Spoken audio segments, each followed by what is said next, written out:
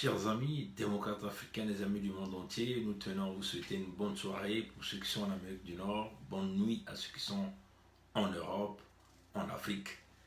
Ben, ce direct, ça va pas prendre beaucoup de temps parce que c'est du breaking news, comme on dit. Et les breaking news, ce sont des informations qui nous parviennent à l'instant T, à l'instant même que nous sommes en train de vous parler. C'est du breaking news. Mais c'est quoi les breaking news? Ben, c'est généralement une information qu'on reçoit, une information cruciale que nous avons l'habitude de faire passer en breaking news.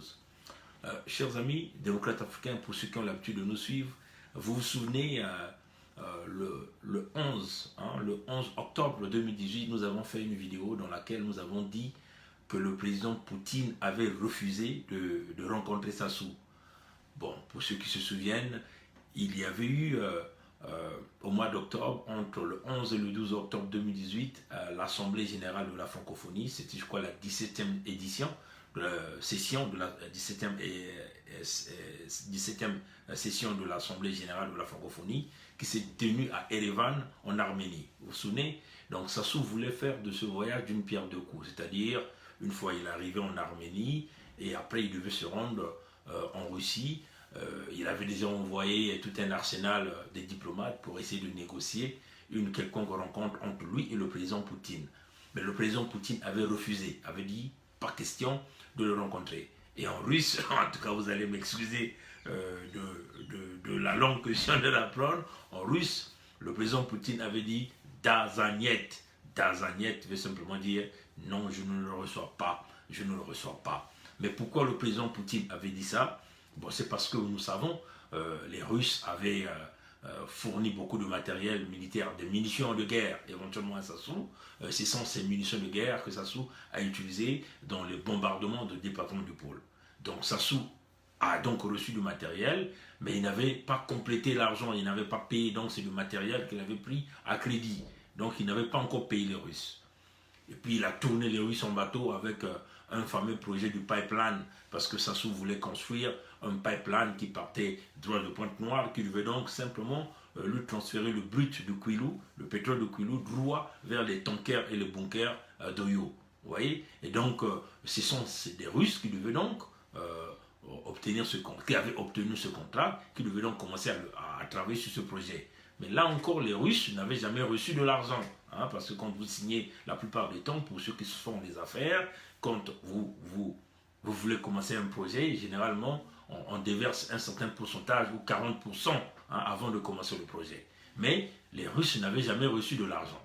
Alors, vous savez quoi? Et nous, quand nous avons reçu l'information, revenons des sources sûres diplomatiques, quand le président Poutine avait dit Dazaniet, on a fait tout de suite une vidéo que nous avons informé le peuple congolais du refus catégorique du président Poutine de rencontrer un voyou. Vous voyez, chers amis. Alors, qu'est-ce qui se passe? On va encore vous raconter. Vous savez ce qui se passe? Nous savons comment le Drian a manigancé avec Sassou pour pouvoir rencontrer Macron. Hein, cette rencontre que nous avons tous vue à Erevan, en Arménie, lors du sommet de la francophonie. On va rapidement, mes chers amis, vous montrer simplement quelques photos de cette rencontre.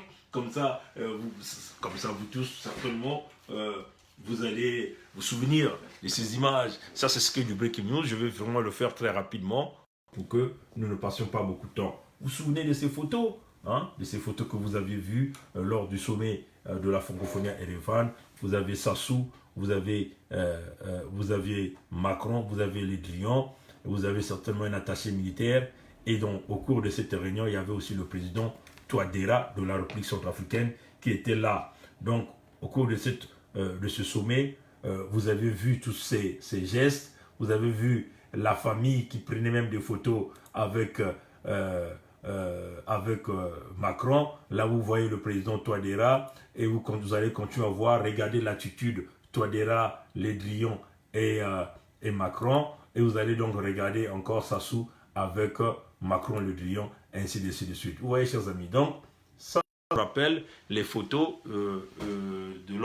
prises lors du sommet de la francophonie à Erevan.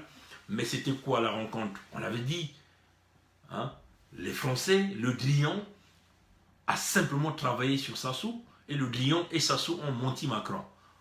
Le Drian a présenté Sassou à ce sommet comme étant l'homme qui pouvait débloquer la situation. Mais quelle situation? C'est-à-dire le départ de Russes en République centrafricaine.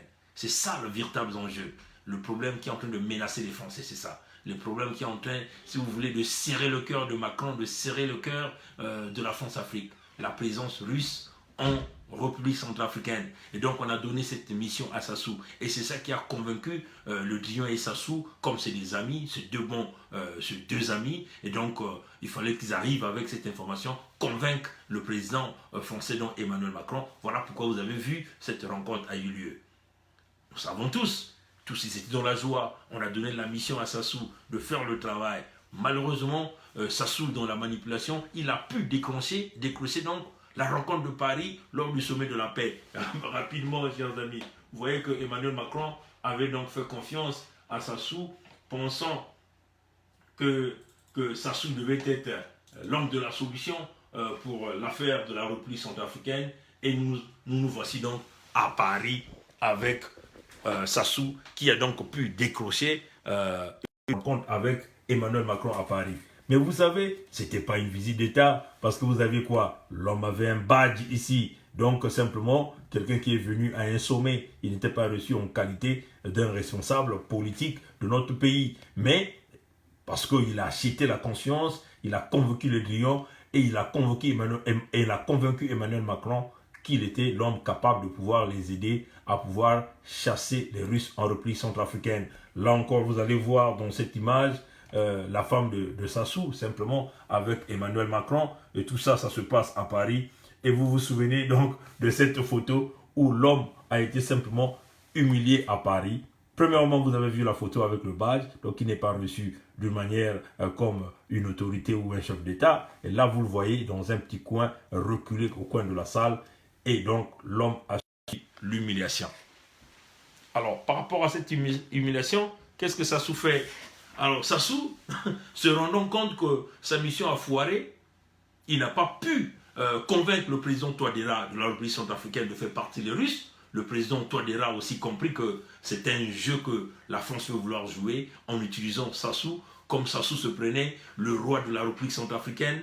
Nous savons tous que c'est lui qui a financé les musulmans, les Séléka et les Antilles et les Balaka, là-bas les groupes armés en République centrafricaine, celui aussi qui était le financier du gouvernement centrafricain, et donc il se croyait comme le grand maître de la République centrafricaine. Voilà pourquoi les Français l'ont fait confiance. Le Drian a utilisé ses relations qu'il a avec Sassou pour le rapprocher vers Emmanuel Macron, mais en réalité ils ont menti Emmanuel Macron. Emmanuel Macron les a reçu Sassou à Erevan. Vous avez vu les enfants faire des selfies, ainsi de suite, et jusqu'à ramener Sassou à l'Élysée. Mais c'est ce que Sassou cherchait, ces selfies pour faire sa publicité au niveau de la télé foufou, au niveau du Congo, pour toujours faire confiance à, si vous voulez, à ses adeptes, ceux qui le suivent d'une manière moutonnière, comme j'ai l'habitude de dire, d'une manière moutonnière, donc simplement d'une manière de mouton qui ferme les yeux.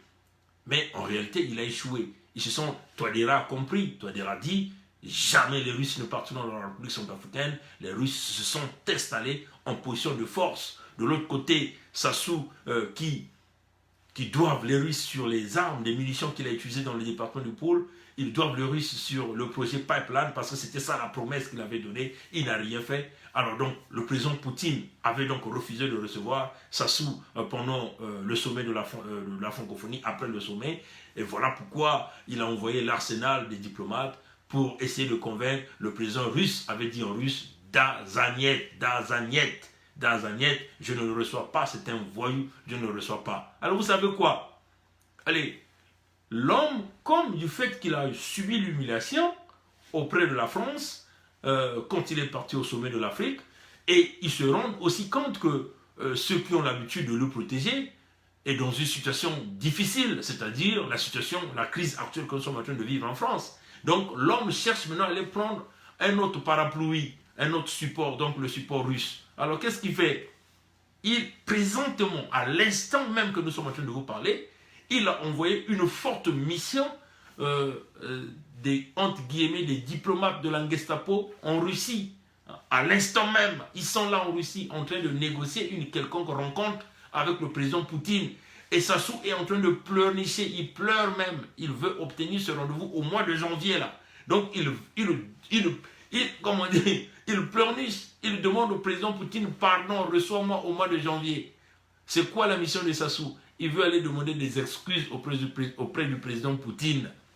Des excuses du fait qu'il n'a pas pu payer son argent et il n'a pas pu réaliser le projet russe de la construction du pipeline qui devait donc prendre le pétrole de Maluango, le pétrole de Bandabavili pour envoyer à Oyo là-bas, à Edou là-bas chez lui. Vous voyez, chers amis. Donc, à l'heure où nous sommes en train de parler, c'est le breaking news, hein, chers amis. Des sources sûres, hein, vérifiables, hein, chers amis. On vous le dit, à l'heure où nous sommes en train de parler, et il y a des diplomates de la Gestapo en Russie pour négocier une quelconque rencontre entre Sassou et le président Poutine. Et Sassou veut que ça se réalise au mois de janvier, donc dans quelques semaines. C'est ce qu'il veut.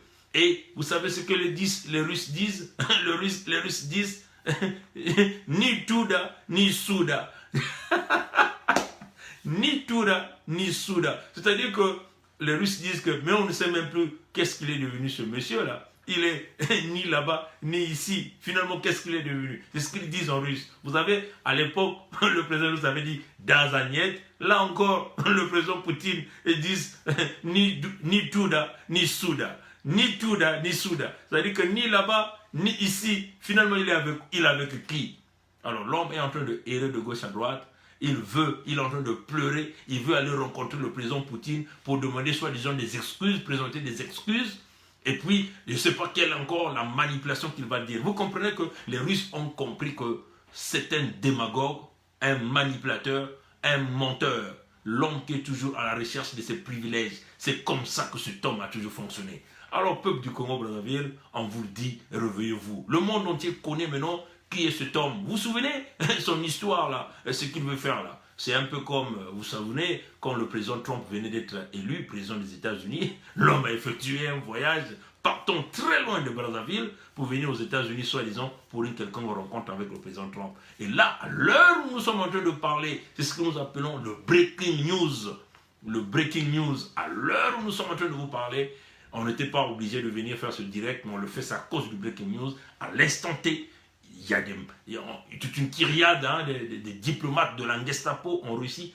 Ils sont en train de négocier, ils sont en train de pleurnicher dans les couloirs, dans le couloir du Kremlin, ils sont en train de pleurnicher dans les rues de Moscou, ils sont en train d'utiliser toutes les relations économiques, bien sûr, moyennant la corruption, pour prétendre obtenir une rencontre entre Sassou et Poutine au mois de janvier. Parce que Sassou veut aller présenter ses excuses du fait qu'il n'a pas encore pu payer tout l'argent de la Russie sur les munitions de guerre que les Russes lui ont vendues, que lui, Sassou, l'a utilisé dans les bombardements du département du Pôle, et aussi le projet de construction du pipeline qui voulait prendre le pétrole de Maluango pour emmener chez lui là-bas à Oyo et à Ouando, à Oyo et à Edou. Vous voyez, chers amis.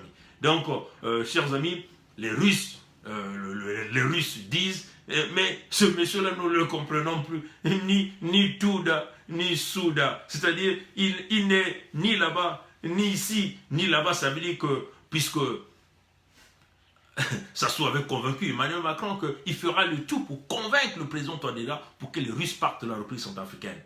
Mais en réalité, ils se sont rendus compte que les Russes vont demeurer là. Ils ne vont jamais partir, ils vont demeurer là.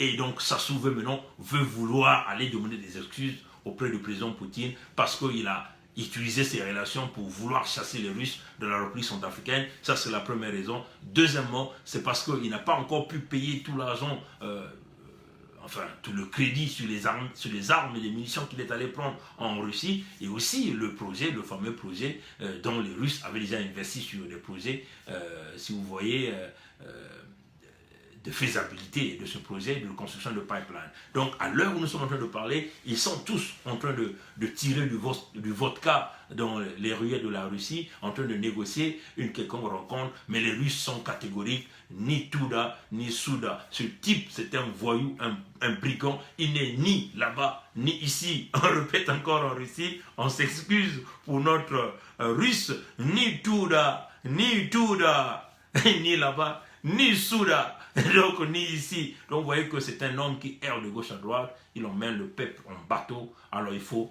le faire couler avec son bateau. Donc, si les Russes peuvent aussi peuvent faire partie de l'équipe qui vont nous aider à faire couler ce monsieur, en tout cas, nous, à l'heure, nous sommes en train de parler, tout ce que nous proposerons, des bonnes idées, des bonnes stratégies, des bonnes manières pour faire couler le bateau du despote Sassou, le voyou, le brigand, l'escroc, hein, ce que les Russes disent même, l'escroc Sassou, un manipulateur, un démagogue. En tout cas, nous partirons avec ce qui nous viendra en aide. Voilà un peu le breaking news d'aujourd'hui. Que Dieu nous garde, les Russes sont clairs, ni Touda, ni Souda, c'est-à-dire ni là-bas, ni ici. Alors l'homme, comme je suis encore convaincu, et on le dit encore, que le président Poutine le dit encore, qu'il le répète encore, Dazagnet, Dazagnet. Voilà, Dazagnet veut dire, par question, je ne le reçois pas. Voilà, donc vous voyez que l'homme est en train de errer de gauche à droite, il ne sait plus quoi faire. Quel est le mensonge qu'il veut encore aller dire au président Poutine là-bas? Est-ce qu'il veut encore aller dire au président Poutine qu'il dise à Xi Jinping, le président chinois, de libérer l'argent du Congo? On ne sait pas. Oui, chers amis. Donc, l'homme passe tout son temps dans les avions. Pendant ce temps, cet argent, parce que vous savez, quand un avion décolle du Congo, passe par plusieurs aéroports, il faut payer les frais du tarmac, il faut payer les frais de l'agence de navigation, de contrôle et tout ça, il faut payer les carburants. Tout ça, c'est des millions de dollars qui peuvent être rentrés dans les véritables priorités que nous avons, notamment les écoles, les hôpitaux et le paiement des salaires, la vie sociale du peuple du Congo. L'homme est toujours à la recherche de ses selfies. Il veut être reçu au Kremlin. Il va encore bomber sa petite poitrine avec ses mains sales, bourrées du sang et des matières fécales. Et c'est une honte pour cette famille. Il est peut-être temps que Sassou comprenne qu'il a tout eu de la part du Congo et qu'il parte de lui-même avant que la foudre lui parvienne. Que Dieu nous garde, Dieu nous bénisse. À nous revoir demain sur notre direct. On donnera le thème de notre direct demain très tôt le matin. Merci, au revoir.